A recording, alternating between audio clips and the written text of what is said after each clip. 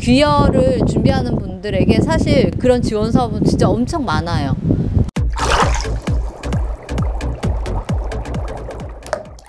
안녕하세요, 보금보금입니다. 네, 오늘은 제가 사실 배를 샀는데 제가 돈이 많아서 샀다기보다는 어떻게 샀는지, 그리고 이제 지금 이거 어떻게 운영하고 있는지 이야기를 드리려고 해요. 뒤에 보이는 배가 선생님 배잖아요. 제 배는 아니고 저희 남편 배입니다. 옆에 계시나요? 네네. 이게 그러면 구입을 하신 지 한 달 정도 되신 거예요? 네, 이제 한 달 됐어요. 구입을 위해서 서류나 이런 것들은 한 2월 달 정도부터 했고, 배를 주문하고 만들어지는 데까지 몇 개월 정도 소요가 됐던 것 같아요. 제가 듣기로 자부담을 거의 안 하고 지원을 받아가지고 구매를 했다고 들어요. 그래서 그걸 어떻게 하는지 좀 많은 분들이 궁금해 하실 것 같아요. 우리 남편 같은 경우도 이제 일반 사람이어서 원래 낚시만 좋아했는데 배를 사고 싶다 이렇게 이제 이야기를 듣고 어떻게 하면 배를 살 수 있지 여기저기 이제 막 알아보다 보니까 요즘에는 귀농 귀촌에 대한 지원 사업이 되게 많다는 건 알고 있었어. 근데 남편이 배를 산다고 하면 여기에 대한 지원 제도나 아니면 뭐 융자라든지 이런 것들은 좀 있지 않을까 해가지고 막 알아보던 찰나에 귀여라는 그런 정책이 있어서 거기에 한번 도전해볼까 하고 이제 시작하게 된 게 좋은 계기를 맞게 된 것 같아. 자부담이 한 몇 프로 정도 돼요? 2억에 한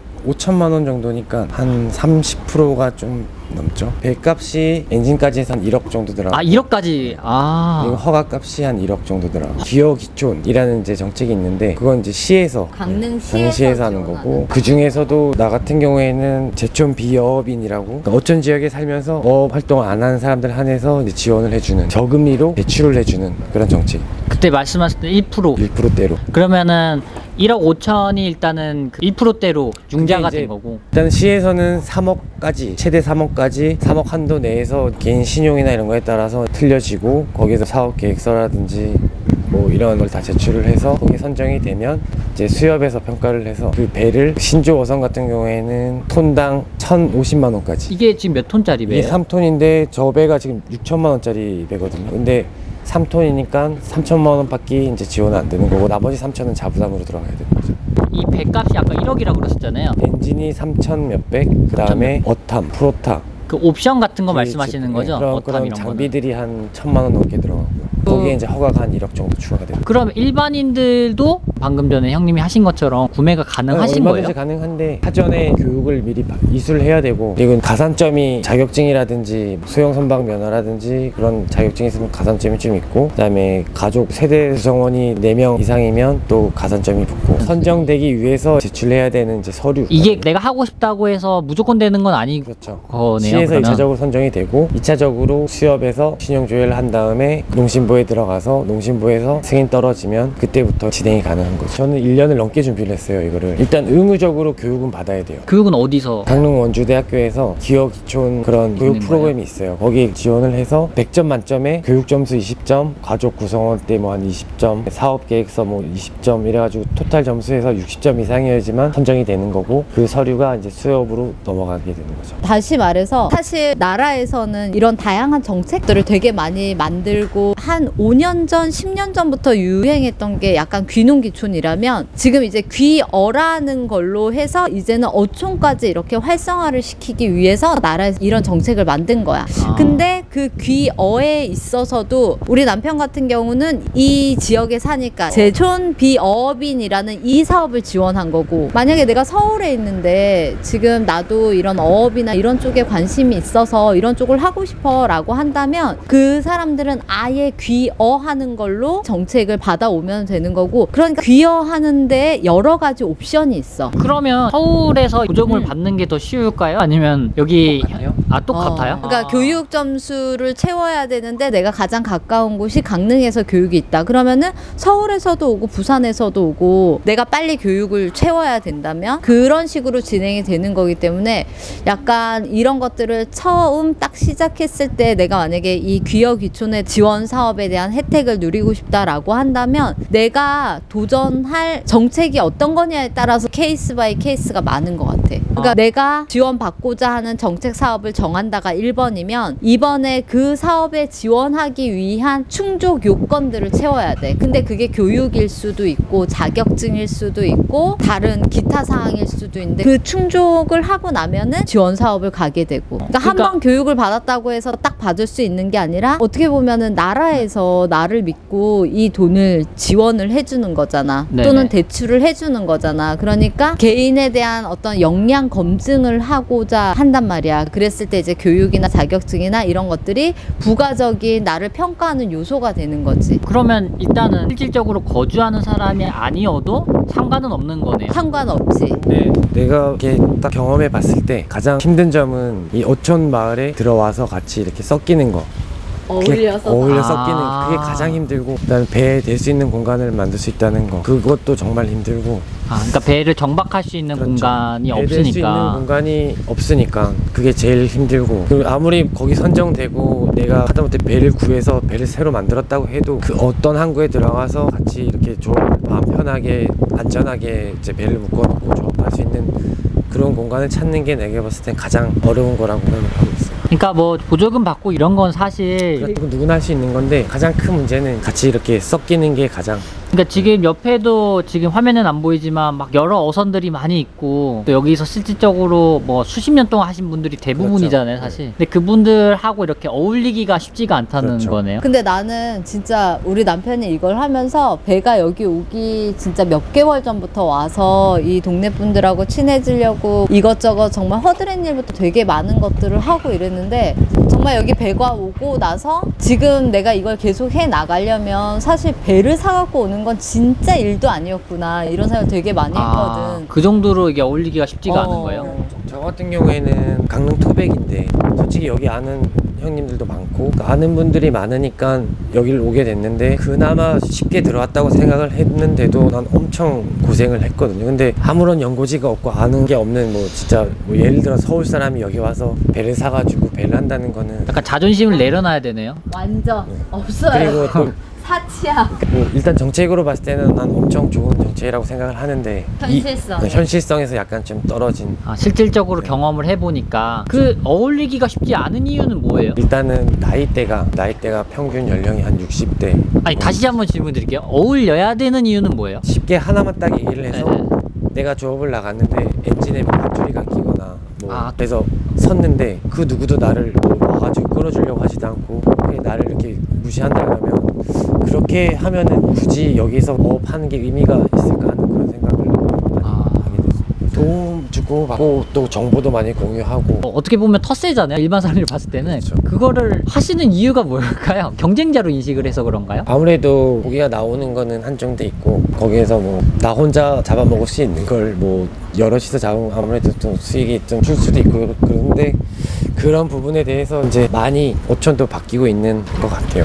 나는 어부의 아내로서 이렇게 정말 그 보이는 것들에 대해서 조금 이야기를 하자면, 여기에 와서 그 자리를 잡고 이렇게 하는 것 자체가 그냥 정말 누군가가 있지 않으면은 되게 현실적으로 엄청 어려워. 만약에 내가 지금 귀여를 준비하고 있어. 그러면은 내가 정책 자금 받으면 이제 시작할 수 있다가 아니라 사실 그냥 한 1, 2년 전부터 이 동네에 와서 이런 허드렛 일을 다 이렇게 도맡아서 하면서 이 사람들에게 인정을 받는 게 사실 조금 먼저 더 중요한 것 같아. 그러니까 고기를 잡고 안정적인 생활을 하고, 사실 배하는 사람 중에 굶어 죽는 사람은 없다라는 얘기 되게 많이 하더라고. 투자 대비 이런 성과도 되게 좋고 이런데 거의 다 못 견디는 사람이 이 동네에 들어와서 텃세. 그리고 엄청 바다에 있는 분들이라서 그런지 되게 세셔. 말에 약간 육두문자 없으면 말이 안 되고 이런 것들이 되게 많아서. 그럼 지금 나이가 41살이시잖아요. 그러면 여기에서 지금 제가 막내예요, 막내. 그럼 여기에서 나이가 제일 많으신 분은 한 몇 세 정도 되세요? 뭐 한 70 정도. 아직도 근데 어부 생활 하시는 거예요? 그렇죠. 정년이 없으니까. 그리고 지난번에 제가 듣기로는 그런 얘기도 들었거든요. 이게 정박하는 자리에 사실 돈을 지불하는 것은 아닌데, 고정지출비가 나가는 것은 아닌데, 여기 자리가 꼭 비어야지만 들어올 수 있다. 그렇죠. 왜냐하면 이분들은 여기에서 20년, 30년 동안 이 자리에서 배를 대고 어업을 해왔는데, 누군가가 딱 들어와서 여기 같이 좀 대자 그러면 그 누구도 당장 나부터 반가워하지 않을 테니까. 내가 작업할 수 있는 공간에 누군가 들어오면 그만큼 불편해지는 건 사실이니까. 그럼 어떻게 보면 제가 듣기로는 선택받은 자만이 뭔가 할 수 있는 또 업종이 아닌가도 생각이 들거든요. 제가 봐도 그런 것 같아요. 아, 그래요? 아니 갑자기 누구나 다 귀여워할 수 있다 그래놓고서 근데 뭐 여기 우스갯소리로 바닷가 분들은 누가 하나 죽어야 자리가 빈다고 그렇게 얘기를 하시거든요. 그때, 그러니까 정말 이제 몸이 힘들어서 고동이 불편해서 도저히 못하겠을 때, 그때 돼서 뭐 배를 팔아야지 자리가 하나 비는 거기 때문에. 그리고 저 말고도 자리 없이 떠돌아다니시는 분들이 많아요. 그리고 또 그마저도 또 다른 사람한테, 지인이나 그렇죠. 이런 사람한테 넘겨줄 가능성이 굉장히 그렇죠. 높은 거고. 만약에 그 배를 잘 아시는 분한테 팔게 되면 그 배랑 자리랑 같이 들어가게 되니까 그렇게 또. 우리의 권리금처럼. 그러니까 이게 보조금이나 이런 거 다 받아가지고 면허 따고 배 사고 다 한 상태여도 이거는 배짜리가 안 나면은. 그렇죠. 그러니까 순서가 제가 봤을 때는 기업 귀촌을 하고 싶으면 이제 가장 좋은 거는 지인을 통해서 전국 어느 항에 됐던 지인을 통해서 그분들이랑 일단 친해지고, 그 다음에 이제 지원을 받아서. 지원 받는 건 제일 나중에. 근데 여기에서 지금 다른 분 같은 경우는 저기 멀리에다가 배 대놓고 밧줄로 해가지고 왔다 갔다 이렇게 길을 건너시는 거야. 자리가 그러니까 없으니까. 여기는 제 자리가 아니에요. 여기는 이제 여기 이렇게 계신 분이 잠깐 수술하셔가지고, 앞전에 그 얘기했던 그 멀리 세워놓고 몽보들 타고 왔다 갔다 하시는 분이 저희 동네 이장님이시거든요. 이 동네에서 평생을 사신 분인데도 배를 이제 늦게 가져왔으니까 자리가 없으니까. 이게 뭐 여기에 토백이라고 여기서 오래 산다고 해서 자리가 바로 나는 게 아니니까. 근데 그렇게라도 할 수는 있네요, 또. 어딘가에 자리가 나면 언젠간 들어가니까 이제 그렇게라도 하는 거죠. 그러니까 자리 나을 거를 기대를 하면서 계속 그렇게 다니시는 거예요, 그러면? 여기 계신 분이 저울 나가겠다 그러면 저도 이제 다른 데로 또 가야 되는데, 메뚜기처럼 이제 왔다 갔다 하는 거죠. 그러면 궁금한 게, 만약에 고무보트를 타고 나가가지고 조업을 하시다가 고무보트를 타고 다시 들어오셔야 되잖아요. 그렇죠. 그럼 잡은 물고기를 고무보트에 타고 또 옮겨야 되나요? 그거는 고무보트에 옮기는 게 아니라 그냥 빈자리 아무 데나 가가지고 이제 잠깐 옮겨놓고 그다음에 다시 배 갖다 정박하고 놓고. 사람만 내리는 거죠. 현실적으로 되게 어렵네요, 그게. 그거는 이제 저희 같이 이제 낚시, 그러니까 그물을 안 놓는 배들은 가능한데, 이제 그물을 놓는 배들은 불가능하다고 봐야죠. 그물 놓는 배들은 무조건 배를 이제 옆으로 대가지고 그물을 싣고 내리고 해야 되기 때문에. 그럼 오늘은 일단 보조금 받는 거에 대해서 이야기를 하는 거니까. 사실 이 사업 같은 경우는 해양수산부에서 이제 각 지역으로 내려온 사업이고, 해양수산부에서 강릉시로 그러니까 모든 지자체 보면은 그 시마다 지원해 주는 게 틀리기 때문에. 근데 여기는 해양수산부에서 강릉시에 이 사업을 떨궈서 수협에서 지원을 받는 걸 저희는 받은 거예요. 그러니까 귀여하는 방송하고 있어요. 남 볼지 남나 같이 나가야지. 귀여를 준비하는 분들에게 사실 그런 지원 사업은 진짜 엄청 많아요. 엄청 많은데 지자체 홈페이지라든지 귀여 귀촌이라든지 해양수산부에서 다 이렇게 퍼져나가는 거니까, 거기에서 이제 먼저 내가 어떤 지원 사업을 받을지 선정하는 게 1번. 그리고 두 번째는 내가 그 지원 사업을 받기 위해 있어야 되는 여러 가지 조건들이 있어요. 그건 어디서 알아볼 수 있어요, 그런 건? 시청 홈페이지에 이렇게 나와 있는데, 사실 제일 위에는 해양수산부 홈페이지에 모든 이런 것들에 대한 정보가 제일 많죠.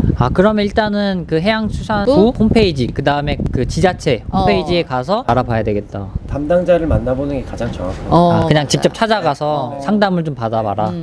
그리고 진짜 뭐 다른 분야의 지원 사업들하고 조금 틀린 게, 지금 여기는 사업계획서 프로테이지가 20%밖에 안 들어가요. 그러니까 사실 그냥 나 여기 와서 어떤 걸 할 예정이야 이런 것만 쓰셔도 그거는 패스할 수 있는 것 같다라는 생각이 들고, 제일 중요한 거는 내가 만약에 진짜 어부나 낚싯배를 하기 위해서는 정박할 수 있는 배를 먼저 지정을 해서 그걸 픽스하는 게 배짜리 알아보는 게 먼저다.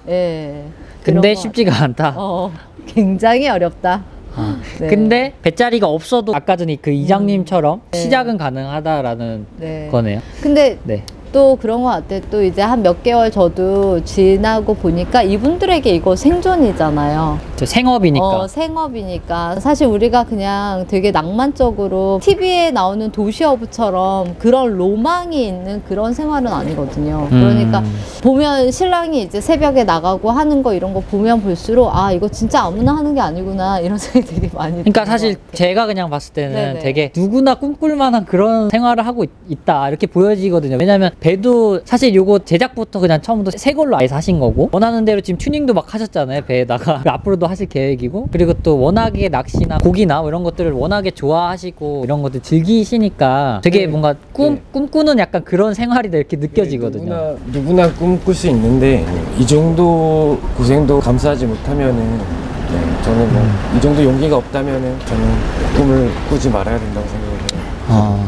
일단은 오늘 영상은 여기까지 하도록 하고, 다음 시간에는 지금 이거 생활하신 지 한 달 정도 되셨잖아요, 이 배를 띄운 지가. 그래서 과연 얼만큼 돈을 벌었는지에 대해서 한번 다뤄보도록 하겠습니다. 재밌게 보셨다면 구독과 좋아요, 알람 설정 부탁드리겠습니다. 감사합니다.